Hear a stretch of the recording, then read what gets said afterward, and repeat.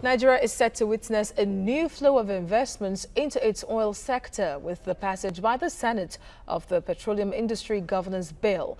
The bill has now unbundled the Nigerian National Petroleum Corporation into 3 entities amid other innovations. The bill took 12 years to get passed. TVC News' Samna Sambo reports. With the new Petroleum Industry Governance Bill passed by the Senate on Thursday, the NNPC has now been scrapped and replaced with 3 entities: the National Petroleum Company, Nigeria Petroleum Regulatory Commission, and the Nigeria Petroleum Assets Management Company. The bill is aimed at reforming the oil sector in order to curb corruption and ensure that Nigerians get value for money on their major revenue earner. I hope with this bill, the oil and gas industry will begin to see the new kind of investment that is necessary. We'll plug all the loopholes, be able to reduce the areas of corruption, inefficiency. Our people will be able to benefit better in the petroleum sector, and that Nigerians will be better for it. And at a press briefing, chairman of the 3 petroleum-related committees which crafted the bill said the new entities have been granted 10% of all revenues to ensure prompt and accurate collection of Nigeria's petrodollars. Everything that has to do with petroleum resources, the governance, is what has been done. Other bills will come, like the host community, which the first reading has been done, the fiscals, the upstream, and any other one that we feel should be added to what we have done today. How to ensure that the quantity of oil that we produce are properly captured. That is one of the reasons why the 10% has been given. And in 2-3 years, we don't want to hear that we don't know the amount of oil that is being produced in this country anymore. And as we embark on the next phase, in considering the host community bills and the fiscal bill, we also want to assure Nigerians that we will do justice to all concerned. I think the march to Nigerians' greatness has just begun. We saw it as a Herculean task, but he said it is achievable. I congratulate the Senate President, for believing in what he set out to do. The passed bill will need the concurrence of the House of Representatives and assent by President Muhammadu Buhari before it becomes law. Some industry analysts estimate that in the past 8 years, Nigeria has lost over $120 billion in withheld or diverted investments due to its inability to pass the PIGB. Samna Sambo, TVC News, Abuja.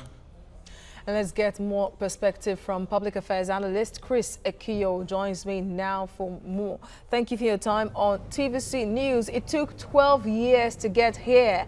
Nigeria cannot afford to drop the ball at this time. Are you happy with the passing of the PIB first off?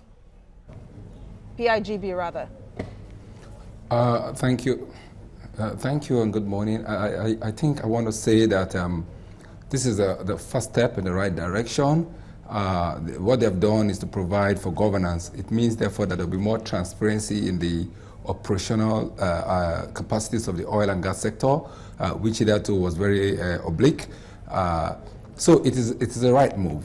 However, I am very worried because I think that bill is a bill. They should have taken this thing as one whole sweep and get it done with. Because part of the backlash of the governance transparency will be that if the community component is not handled, then there will be another spindle to deal with.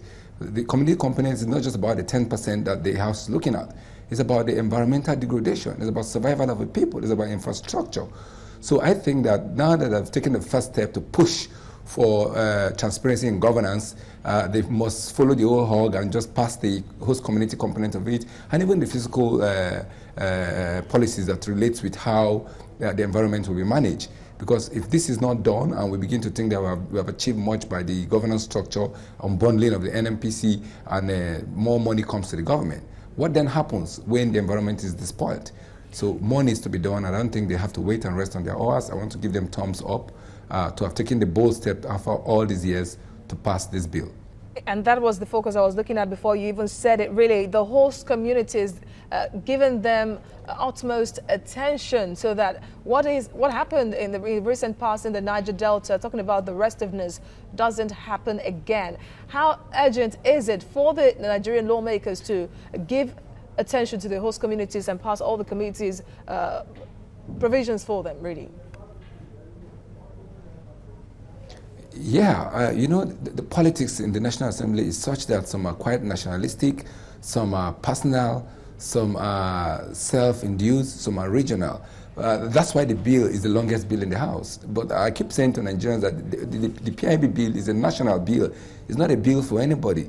But I think it's that host community component that has allowed people who are not nationalistic in their view to continue to for drag and took all this while for the bill to get to this level. However, Nigerians must know that all the hula-bula about true federalism is because the people feel like what they put on the table is not commensurate or equivalent to what they get in return. I imagine where the Niger Delta is as developed as Abuja, where we are now. Nobody will be talking about restructuring. Nobody will be talking about true federalism or resource control.